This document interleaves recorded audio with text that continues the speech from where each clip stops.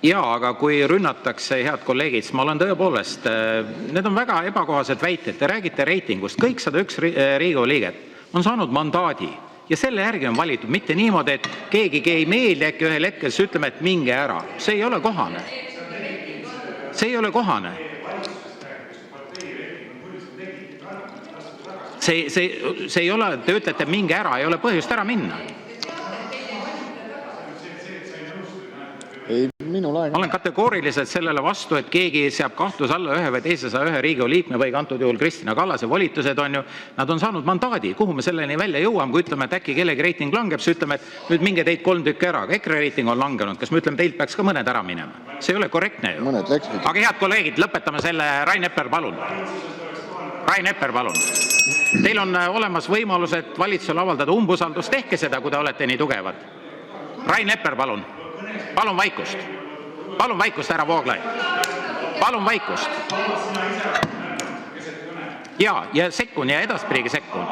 Edaspidigi sekkun. Ei vabanda. Rain Epler, kas te soovite alustada oma kõnega? Palun. Siin ma ootan, et saabub mingi vaikus.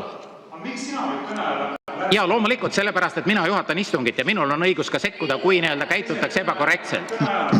Jah, loomulikult on õigus. Jah, loomulikult on õigus. Kui te ei räägi päevakorrapunktist, on ju, kui te esitate väited, et kellegi pole mandaati, need on täiesti. Just ma enne ütlesin, et rünnake seisukohti, aga mitte inimest. Väga inetu käitumine. Väga inetu käitumine. Väga ja võtangi selle õiguse. Saa istungi juhatajaks on sinul õigus sekkuda vahele. Saa see mandaat ja siis. Istungi juhataja pädevusel on ka piirid. See või ükskõik mida teha. Ja ma ei teegi ükskõik mida.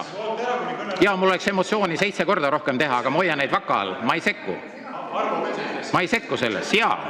Ma palun istu nüüd oma koha peale, austa reegleid. Rain Epler, palun. Ja debatt oli, ma ütleks. See oleks hea, kui ta ka stenogrammi jõudis. Ma ei tea, kas ta jõuab niimoodi, kui mikrofonid sees ei ole. Aga ma, Toomas, võib-olla tulen sulle selles mõttes appi, et mina ütleks, sõnastaksin siis oma ettepaneku niimoodi, et sul ei oleks põhjust siin mingi selliste formalistlike argumentidega temaga vaielda. Ma ütleks, et Reformierakond ja Eesti 200 minu arusaamist ja ettepanekut mööda võiks ära minna valitsusest, sõltumata reitingust. Aga nüüd ma lähen oma kõne juurde. Minu küsimus ministrile oli selline, et kui näiteks kristlik erakool ütleb, et ta ei soovi seda LGBTIQ+ tegevuskava oma koolis ellu viia ja sellest tulenevaid õppeprogrammi osi seal koolis esitada, et mis siis selle kooliga edasi saab? Ministri vastus algas niimoodi. Te võitlete kristlike erakoolide õiguse eest mitte täita riiklikku õppekava. Kas te islami fundamentalistliku kooli eest ka võitleksite? No ma ütleks, puhas demagoogia, üldse ei puutu küsimusse.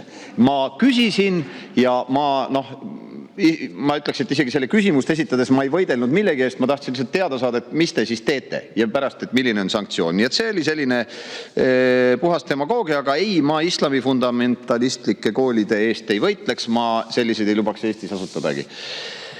Aga see, kuidas te vastasite hiljem sellele, et siis tuleb ikkagi kaaluda selle kooli koolitusloa äravõtmist ja hiljem viitasite oma vastustest ka sellele, et aga kui vanemad näiteks ei luba lastel osaleda sellistest tundidest, kus sellist ideoloogilist indoktrineerimist läbi viiakse, et siis hakkavad juba järgnema sanktsioonid vanematele. Vahepeal siin heidetakse ette, kui tõmmatakse paralleele nõukogude ajaga. Aga kuidas oli asi nõukogude ajal? Tõid sinimustvalge kooli või vaidlesid ajalooõpetaja, kes mingit täielikku punast jama ajas ja ei osalenud enam tema tundides. Mis järgnes? Erikooli sõit, koolist välja viskamine. Mingid sellised asjad. Kõigepealt vanemad kooli, käskirjad ja nii edasi. Ja nüüd me oleme siis kohas, kus minister väidab meile, et sugusid on, te vist enam viimasel arvu ei ütlegi, sest te ütlete need ju olla nii palju kui sky is the limit, nagu inglise keeles öeldakse. Ja kui sa siis ütled, et ei ole ju nii, teadus ei toeta seda, siis hakkavad koolist välja lendama. See ongi nagu kolleeg Poolamets väga õigesti ütles, et marksism, et kui sa hakkasid ütlema, et see punane värk ikka päris õige ei ole, siis minister ütles, et on küll. Ja kui ei usu, järgnevad sanktsioonid. Nüüd see tegevuskava räägibki siin, näiteks, ma ei saa tervet tegevuskava ette lugeda, aga räägibki sooidentiteedi austamisest ja toetamisest, hormoonravi kättesaadavuse parandamisest ja nii edasi. Kolleeg Zuzu käis puldis, ma pean võtma lisaaega, aitäh. 3 minutit. 3 minutit. Ja. Kolleeg Zuzu käis puldis ja rääkis, oi, siin urjutas meid, et noortel on enesetapumõtteid ja nii edasi. No aga vaatame teaduse otsa. Vähem kui 2 aastat tagasi, see oli 2024. aasta, ma arvan, teises pooles, selline 1,5 aastat tagasi, tehti Ühendkuningriigis tegelikult väga põhjalik analüüs kogu selle nii-öelda sooidentiteeti toetava ideoloogia osas ja nendest tulenevate tegevuste osas. CAS Review, võite otsida, CASS, võite lugeda selle järeldusi pikemalt, aga arvestades siinset aega, ei ole niimoodi, et kuidagi see sooidentiteeti toetav keskkond ja meditsiinilised tegevused on põhjendatud. Tegelikkus on selline, et see sooline düsfooria, mida tõesti noortel esineb, aga noored teatavasti, ja me kõik oleme noorusea ja teismeea läbinud, ongi pisut segaduses ja see on täiesti nagu inimese bioloogiast tulenev protsess, hormoonid möllavad, nagu eesti keeles öeldakse.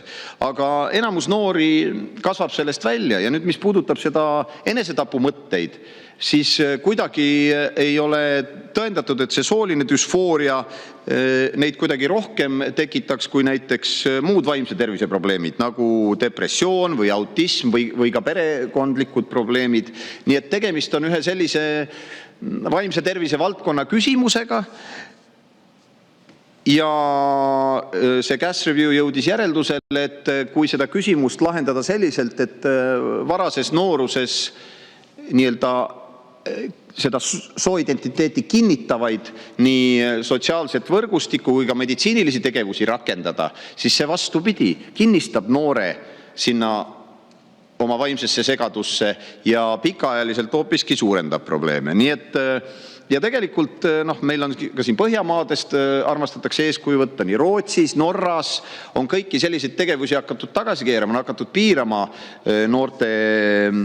noortele tehtavaid selliseid sooidentiteeti, sotsiaalset sugu ja muid selliseid asju kinnitavaid, nii, kuidas ma ütlen, hariduslikke ja sotsiaalseid tegevusi kui ka meditsiinilisi. Inglismaal minu teada igasugused puberteedi blokeerijad ja muu on lausa ära keelatud peale selle CAS Review ilmumist.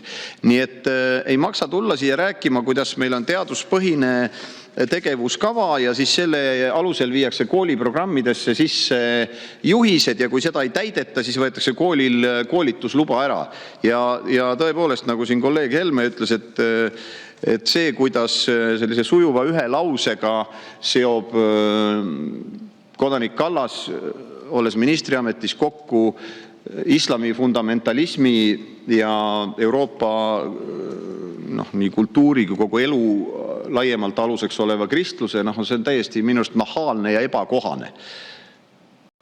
Nii et nõustun eelkõnelejatega, välja arvatud loomulikult Zuzu, et see asi tuleb võimalikult kiiresti välja juurida ja mulle tundub siin ka tänast sellist, ütleme, stenogrammi välist debatti kuulates, et kuidas seda muidu välja juurid, kui need praegu valitsuskoalitsioonis olevad erakonnad vähemasti võimu juurest ei ole ära juuritud. Aitäh! Suur tänu, härra Rain Epler, ka nii võib.